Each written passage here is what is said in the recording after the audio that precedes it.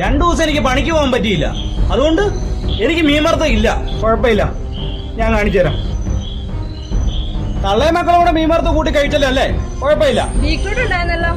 എന്നാ ബീട്രൂട്ട്? ആർക്ക് വേണം? എന്റെ പട്ടിക്ക് കൊടുക്കും ബീട്രൂട്ട് കറി. ഞാൻ കാണിച്ചു തരാവേ.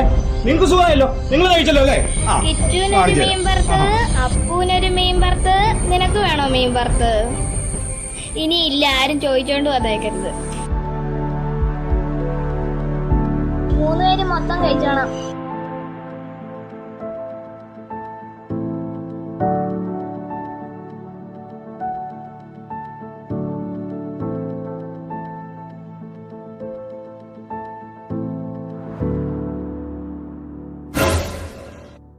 എടി, ഇവിടെ ഇരുന്ന ചോറും തേടി ഞാനതെടുത്ത് പട്ടിക്ക് കൊടുത്തു.